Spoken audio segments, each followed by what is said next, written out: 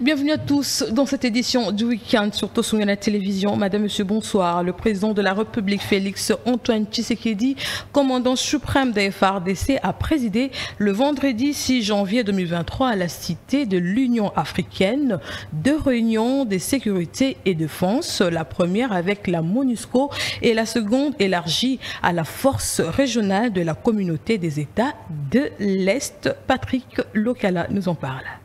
Il était donc question de faire le point sur la relation entre le gouvernement de la RDC et la MONUSCO suivant l'esprit de la résolution adoptée à laquelle il a également été fait mention du plan du retrait de la mission onusienne. La deuxième réunion élargie aux forces kenyanes consistait à discuter des missions conjointes respectives, lesquelles doivent être accomplies dans le cadre de la force régionale. Ces réunions ont permis à la partie gouvernementale, à la MONUSCO et à la force kenyane de se mettre ensemble pour évaluer leurs actions communes et voir comment renforcer et planifier les opérations futures. Aujourd'hui, il était question de faire le point de la relation entre le gouvernement de la République démocratique du Congo et la mission des Nations Unies suivant l'esprit de la résolution qui a été adoptée. Vous savez que dans cette résolution, il a été aussi fait mention du plan de sortie, du plan de retrait de la MONUSCO qui a été tant réclamé par nos populations.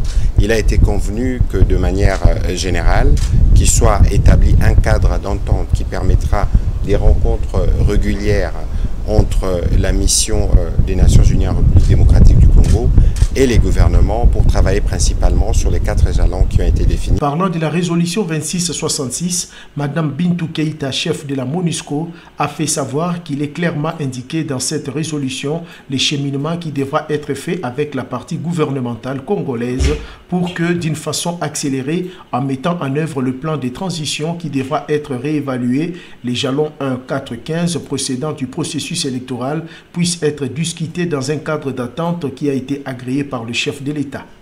Et dans un autre chapitre, le Premier ministre Jean-Michel Sama Lukonde Kyenge a participé ce samedi 7 janvier 2023 à la messe d'action des grâces en la cathédrale Notre-Dame du Congo à Kinshasa en mémoire du pape Benoît XVI décédé le 31 décembre 2022. Regardez.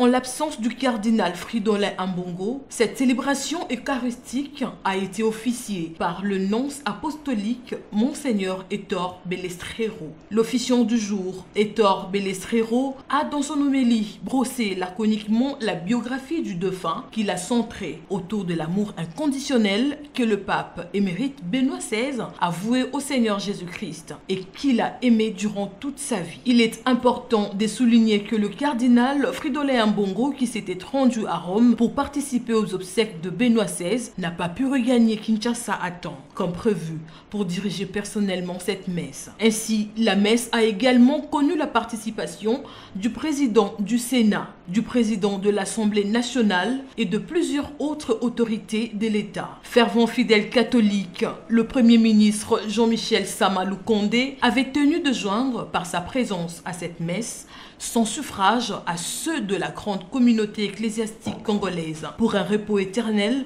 en faveur de Benoît XVI, qui a servi Jésus-Christ avec dévotion durant toute sa vie. Les experts de la communauté de l'Afrique de l'Est sont en discussion depuis le vendredi 6 janvier 2023 à Goma, ouvert par le vice-gouverneur de la province du Nord Kivu, Romy Ekuka Lipopo. Ces assises qui vont se poursuivre jusqu'au 10 janvier sont axées sur le budget de la force sous-régionale déployée à l'est de la République démocratique du Congo. Suivez. Les travaux d'élaboration du budget de la force de l'EAC qui sont abrités à Goma et qui réunit les communautés de l'Afrique de l'EAC sont axés sur le budget de la force sous-régionale déployée à l'est de la République démocratique du Congo et devra prendre en compte l'aspiration de la paix et de ses populations.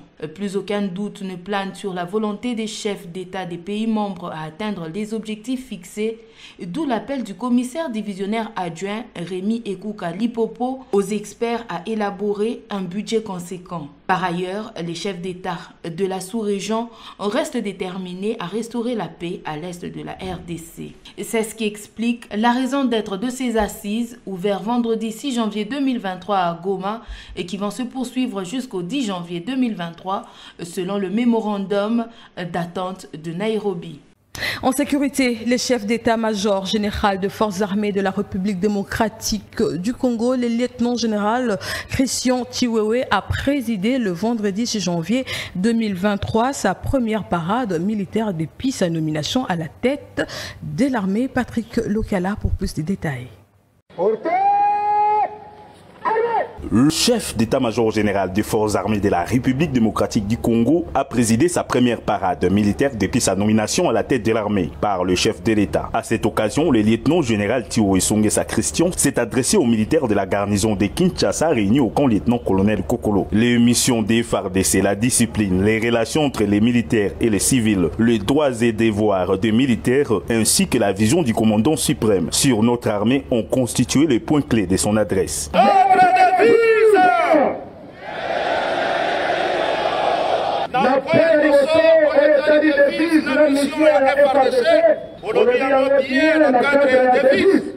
N'est jamais trahir les Congo.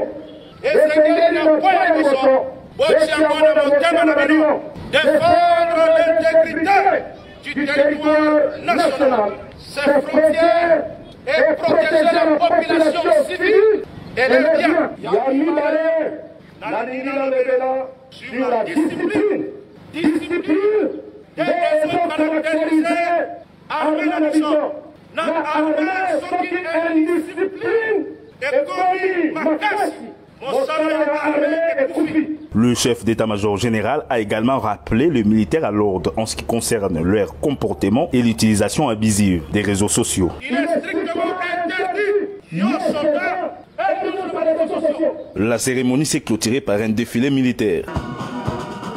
Et sachez que l'avion transportant de matériel de guerre a atterri le vendredi 6 janvier 2023 à l'aéroport international de Goma. Cet arsenal militaire dont la liste n'a pas été dévoilée devant la presse pour des raisons stratégiques. C'est lot de matériel réceptionné au pied de l'avion par le général Constant Ndima Kongba, gouverneur militaire du Nord Kivu, qui a salué le geste de Ankara envers la République démocratique du Congo. Regardez. En début d'après-midi de ce 6 janvier 2023, un gros porteur de forces aériennes turques atterrit à l'aéroport international de Goma. C'est dans le cadre de la collaboration congolo-turque. Le président de la Turquie, son Excellence Recep Tayyip Erdogan, trouve une bonne manière de dire non à l'agression de la République démocratique du Congo en dotant les forces armées de la RDC du matériel militaire très moderne. C'est pour améliorer les conditions des soldats loyalistes sur les lignes de front. Le commandant Daljik, représentant personnel du président turc, les a remis au gouverneur de la province du Nord Kivu. C'est dans un cadre de don que nous aimerions vous remettre ce papier pour formaliser cette remise. Au nom du commandant suprême des forces armées de la République démocratique du Congo et de toute la hiérarchie militaire, le lieutenant-général Constant Ndima Kongba, gouverneur de la province du Nord Kivu, a réceptionné cette donation. Au nom du gouvernement congolais, au nom du ministre de la Défense nationale, et nous remercions en leur nom le gouvernement turc, son Excellence Tayyip Erdogan, pour ces dons à son homologue, le président de la République du Congo, son Excellence Félix-Antoine Tshisekedi.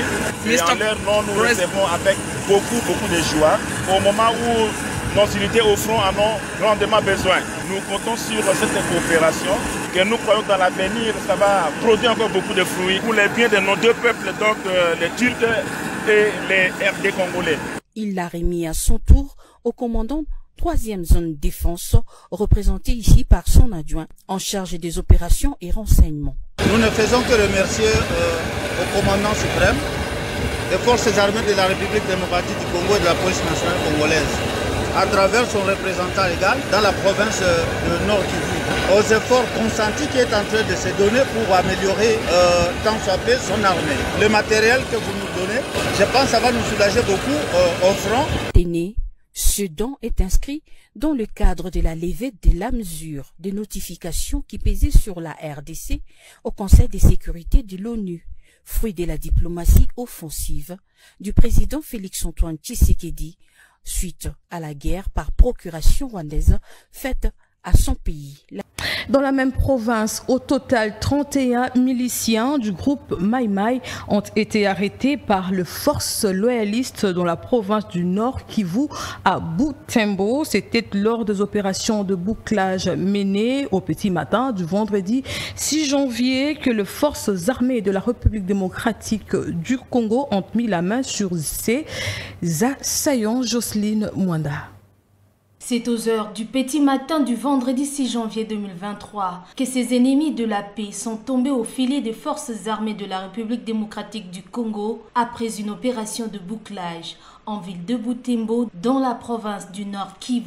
Ils sont au nombre de 31 miliciens du groupe Mai Mai qui n'ont pas su s'échapper à la vigilance de l'armée congolaise. À l'issue de cette opération, un milicien Mai Mai qui voulait ravir une arme à un soldat FARDC a été tué sur le champ. Selon le capitaine Anthony Mwalochai, porte-parole des opérations Sokola 1 Grand Nord, ces forces du mal ont été arrêtées avec 2 armes de type AK-47 et 5 chargeurs contenant 150 munitions de guerre qui ont été récupérées par les forces de l'ordre. Ces miliciens sont gardés au cachot de l'armée loyaliste en attendant leur transfèrement à l'auditorat militaire de Butembo afin de répondre de leurs actes. Les forces de l'ordre de la RDC rassurent la population de Beni et Butembo de leur détermination de mener des actions de grande envergure pour mettre fin aux assauts criminels des différents groupes armés dans cette région.